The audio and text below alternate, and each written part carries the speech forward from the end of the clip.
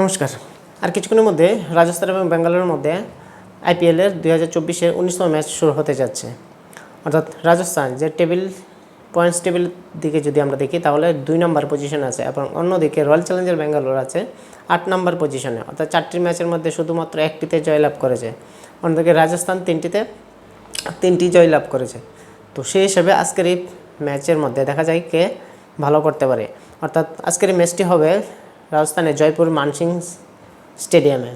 সেখানে লাস্ট যে কয়েকটা ম্যাচ হলো, অর্থাৎ যে 2-3টা ম্যাচ হলো, ওখানে এভারেজ স্কোর 180-র মতো থাকছে। অর্থাৎ এতেই বোঝা যাচ্ছে যে আজকের এই পিচ বা আজকের এই গ্রাউন্ডটি মোটামুটি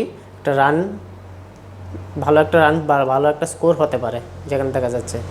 তো সেদিকে যদি আমি রাজস্থানের ব্যাটিং অর্ডার দেখি তাহলে সেখানে যশস্বী জয়সওয়াল, জস বাটলার, তারপর সঞ্জু স্যামসন খুব দুর্দান্ত খেলছে। অর্থাৎ তাদের batting top order Bengaluru top order থেকে অনেক বেটার পারফরমেন্স করছে। তো সেই হিসাবে আবার যদি আমি রাজস্থানের মিডল অর্ডার দিকে দেখি তো সেখানে রিয়ান পরাগ তো জানিয়া যায় সে কীভাবে খেলছে। অর্থাৎ লাস্ট কয়েক ম্যাচে বা লাস্ট যে 3টা ম্যাচ খেলতে খুব ভালো পারফরমেন্স করেছে, একের পর এক প্রত্যেকটা ম্যাচেই সে ভালো রান করতে পেরেছে। তো সেই হিসেবে তারপরে আবার রাজস্থানের ধ্রুব জুরেল আছে, সেও ভালো খেলছে। এবং রবিচন্দ্রন অশ্বিন যাকে আমরা এজ এ ব্যাটিং অলরাউন্ডার হিসেবে বর্তমানে দেখতে পাচ্ছি, যেটা সুনীল নারায়ণ কলকাতার মধ্যে থেকে করছে, সেটা রাজস্থানে চাইছে সেই অশ্বিনকে দিয়ে সেই কাজটা হয়তো করতে পারে। এবং বোলিং ডিপার্টমেন্ট যদি আমরা রাজস্থানের দেখতে পাই তাহলে খুবই একটা স্ট্রং বোলিং লাইন আপ দেখা যাচ্ছে। ট্রেন্ট বোল্ট যে প্রথম দিকের ওভারেই উইকেট নিয়ে দিতে পারে, অর্থাৎ পাওয়ার প্লের মধ্যে বরাবরই উইকেট নিতে পারছে। তারপরে অ্যান্ড্রে বার্গার খুব অসাধারণ একজন bowler. Avesh Khan, Yuzvendra Chahal as a spinner, Ravichandran Ashwin ভালো স্পিন।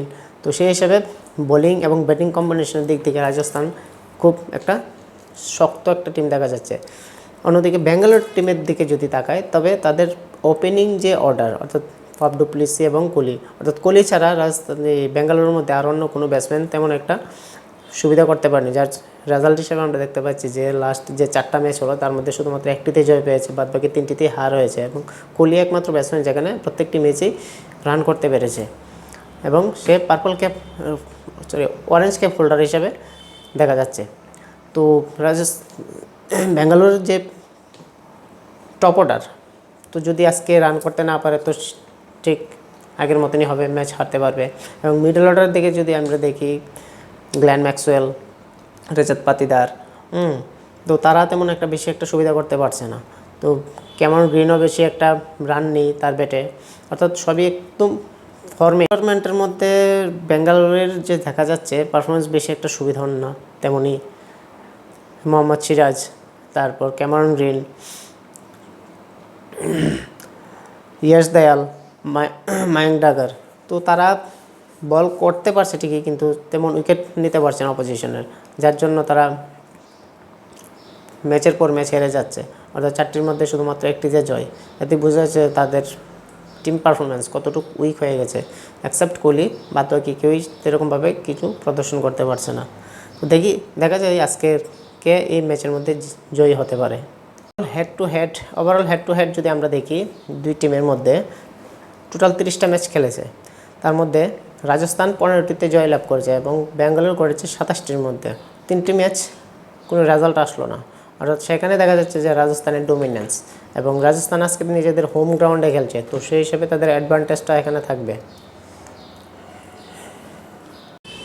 আজকের এই ম্যাচে যে কি ফ্যাক্টর যে প্লেয়ারগুলি হতে পারে, অর্থাৎ ব্যাটিংয়ের দিক থেকে চিন্তা করে যদি আমি রাজস্থানের দিক থেকে যশস্বী জয়সওয়াল, রিয়ান পরাগ, সঞ্জু স্যামসন এবং হেটমায়ার, এই 4জন ব্যাটসম্যান রাজস্থানের পক্ষে থেকে একটা এক্স ফ্যাক্টর হতে পারে, ভালো কিছু ইনিংস খেলতে পারে। অন্যদিকে যদি রয়্যাল চ্যালেঞ্জার বেঙ্গালুরুর দিকে আমরা তাকাই তো সেই হিসেবে গ্ল্যান ম্যাক্সওয়েল, বিরাট কোহলি এবং মাহিপাল লুব্রু, যাকে সাবস্টিটিউট হিসেবে সেদিন খেলিয়েছিল, তো সেই হিসেবে তারা একটু এক্সপেক্টেড হতে পারে ব্যাটিং ডিপার্টমেন্টের দিক থেকে। এবং বোলিং ডিপার্টমেন্টের দিকে যদি আমি দেখি রাজস্থানের, তো সেখানে ট্রেন্ট বোল্ট তো থাকছেই, অশ্বিন এবং অ্যান্ড্রে বার্গার এক্সপেক্টেড হতে পারে বা ভালো বল করতে পারে।